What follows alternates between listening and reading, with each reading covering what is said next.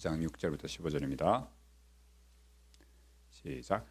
요점은 이러합니다. 적게 심는 사람은 적게 거두고 많이 심는 사람은 많이 거둡니다. 각자 마음에 정한 대로 해야 하고 아까워하면서 내거나 마지못해서 하는 일은 없어야 합니다. 하나님께서는 기쁜 마음으로 내는 사람을 사랑하십니다.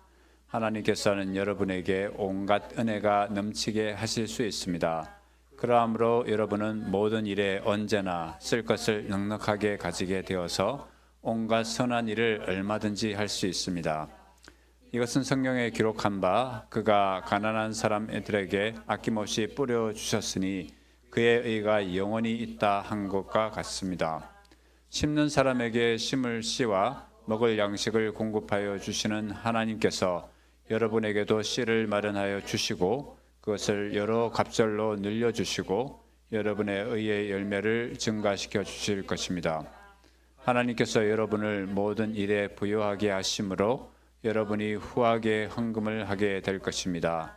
우리가 여러분의 헌금을 전달하면 많은 사람이 하나님께 감사를 드리게 될 것입니다. 여러분이 수행하는 이 봉사의 일은 성도들의 궁핍을 채워줄 뿐 아니라 많은 사람들로 하여금 하나님께 감사를 넘치게 드리게 할 것입니다. 여러분의 이 봉사의 결과로 그들은 하나님께 영광을 돌릴 것입니다. 그것은 여러분이 하나님께 순종하여 그리스도의 복음을 고백하고 또 그들과 모든 다른 사람에게 너그럽게 도움을 보낸다는 사실이 입증되었기 때문입니다. 그들은 또한 여러분에게 주신 하나님의 넘치는 은혜 때문에 여러분을 그리워하면서 여러분을 두고 기도할 것입니다. 말로 다 형언할 수 없는 선물을 주시는 하나님께 감사합니다. 아멘. 예, 오늘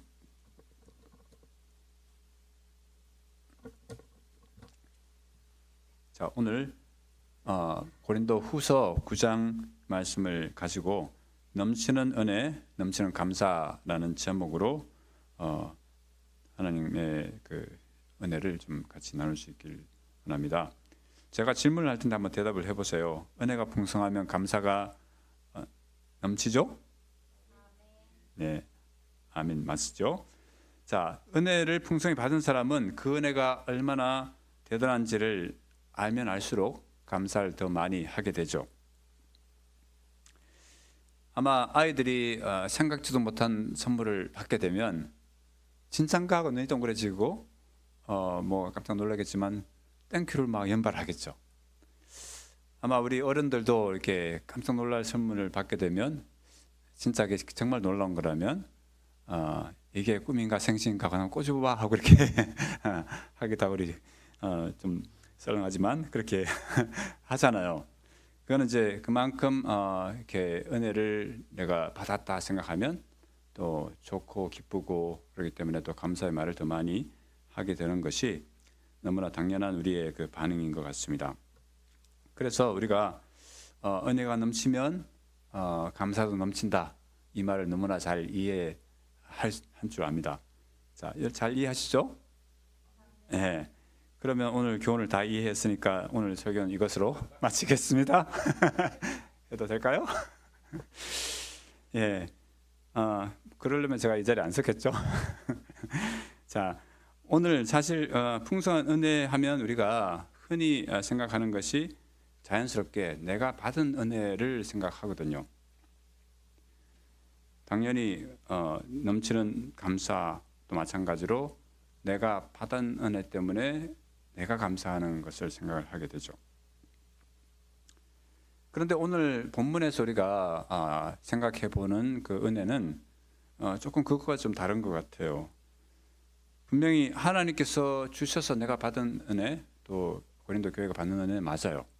그런데 강조점이 내가 받는 것에 있기보다 내가 주는 것에 있는 은혜가 오늘 본문에서 말하는 은혜인 것 같습니다.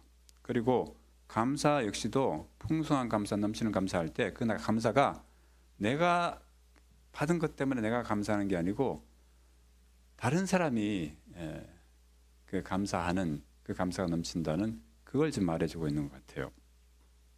자, 이런 은혜와 감사는 우리가 앞서 처음에 얘기했던 내가 받았으니까 더 많이 감사하는, 내가 감사하는 이것과는 다른 차원의 감사가 내가 주는 감사, 주는 은혜, 그리고 그 은혜 때문에 누군가가 하나님께 대한 감사가 더욱 넘치는 이런 감사를 오늘 본문이 말해주고 있기 때문에 그 감사는 좀 차원이 좀 다르다는 생각이 듭니다. 그래서 이 넘치는 은혜와 넘치는 감사에 대해서 우리가 본문 말씀에서 한번 하나님께서 어떤 우리에게 가르침을 주시나 한번 생각해 보겠습니다. 먼저 우리가 생각할 것은 이제 다른 사람들에게 주는 은혜에 대해서 생각해 보겠는데요. 본문 말씀 우리가 9장 6절부터 읽었지만 조금 8장 9장 다 연결해서 우리가 보는 게 필요한데요. 왜냐하면 이제 8장 9장은 바울 사도가 이방인 교회들이 유대인, 그러니까 예루살렘, 유대와 예루살렘에 있는 가난한 유대인 성도들을 위해서 이제 헌금을 거두는 그 사역을 이제 그 바울 사역의 후반기에 많이 했거든요. 단지 고린도전서후서만이 아니라 고린도 로마서에도 나오고 여러 갈라디아서에서도 사실은 이제 이 돕는 일에 대해서 나오는데, 바울의 아주 후반기 사역이 아주 중요한 사역 중에 이방인 교회들이 유대인 교회, 특히 유대인 성도들, 특히 예루살렘에 있는 가난한 성도들을 돕는 것을 아주 중요한 사역으로 알고, 그리고 연합 사역으로 알고 그렇게 했습니다. 자, 그래서 그런 내용을 이제 8장 9장에서 설명을 하고 있는데요. 한 가지 우리가 흥미롭게 볼 수 있는 것은 바울 사도가 이 헌금 사역에 대해서 말하면서 은혜라는 말을 많이 사용을 하고 있다는 거예요. 9장 8절 말씀 우리가 보면 하나님께서는 여러분에게 온갖 은혜가 넘치게 할 수 있습니다. 은혜란 말이 하죠. 그러므로 여러분은 모든 일에 언제나 쓸 것을 넉넉하게 가지게 되어서 온갖 선한 일을 얼마든지 할 수 있습니다.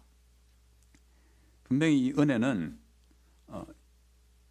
하나님께서 주시는 거죠. 온갖 은혜를 넘치게 하시는 분은 바로 하나님이시라는 것을 첫째 주어에서 분명히 밝히고 있습니다.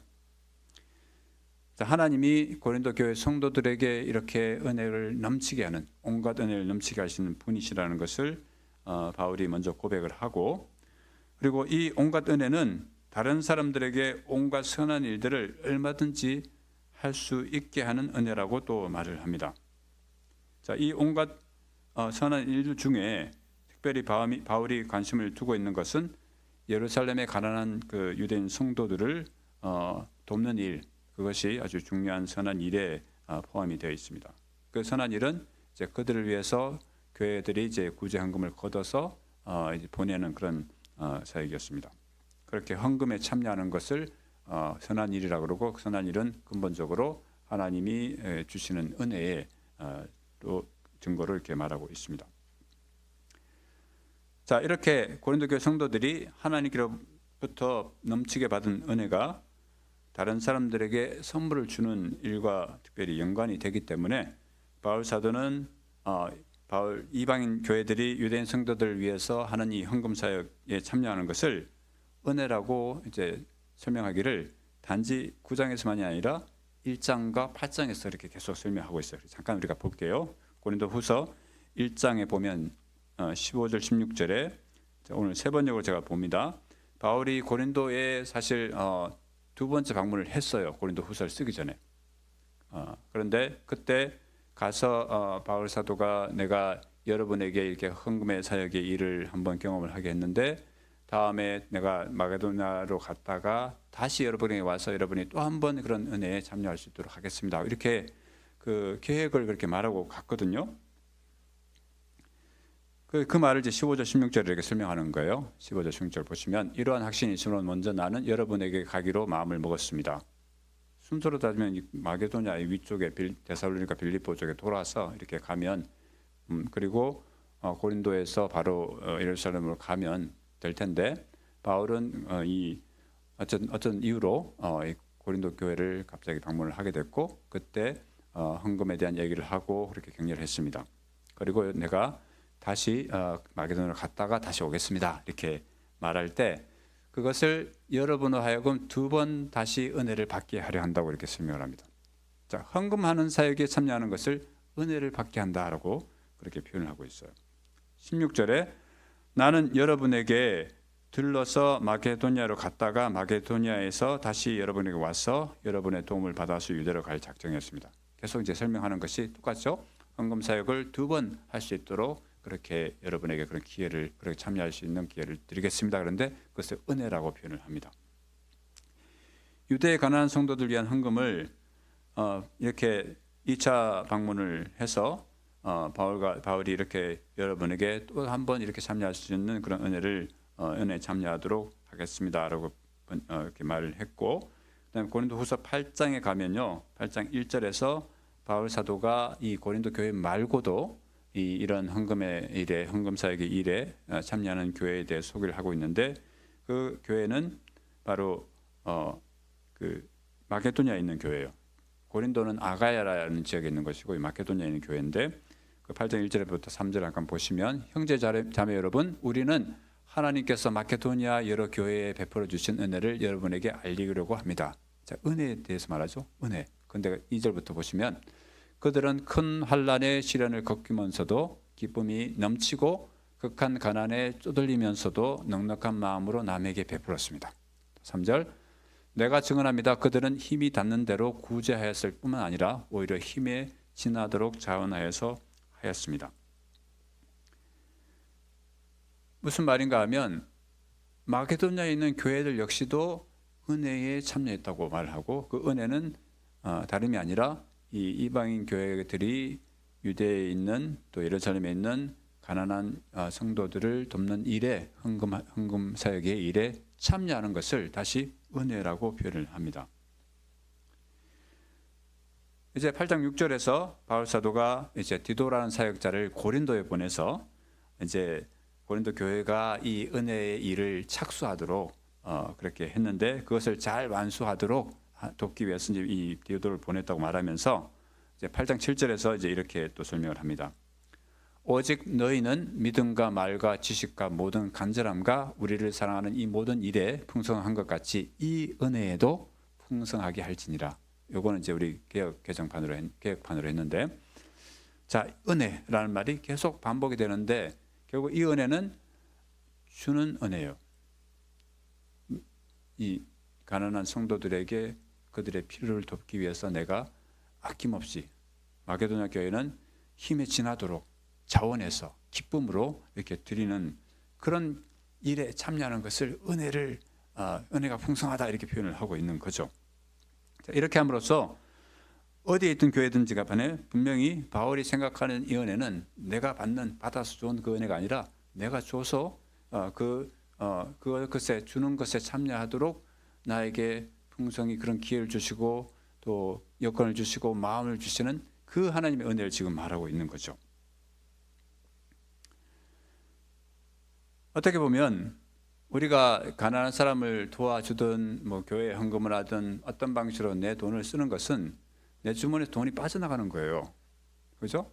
내가 주는 거니까 그만큼 나는 이제 제로셈으로 하지만 어쨌든 나는 그만큼 이제 잃게 되는 건데, 바울은 이것을 은혜라고 표현한다는 거죠.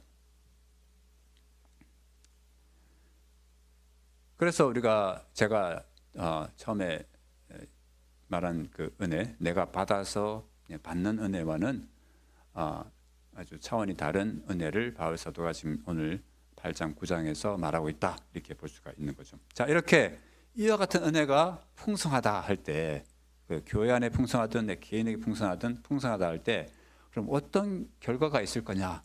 바울 사도가 오늘 우리 9장에서 그것을 말해주고 있거든요. 9장 11절 보면 이렇게 돼 있죠. 자, 9장 11절에 하나님께서 여러분을 모든 일에 부유하게 하심으로 여러분이 후하게 헌금을 하게 될 것입니다.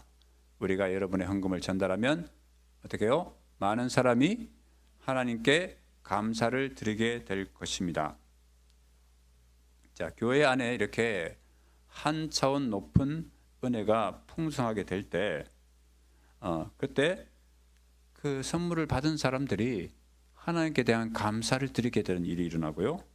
그 다음 절에 13절에 보시면 또 여러분이 수행하는 이 봉사의 일은 성도들의 궁핍을 채워줄 뿐만 아니라 많은 사람들로 하여금 하나님께 감사를 넘치게 드리게 할 것이라고 그렇게 말을 합니다.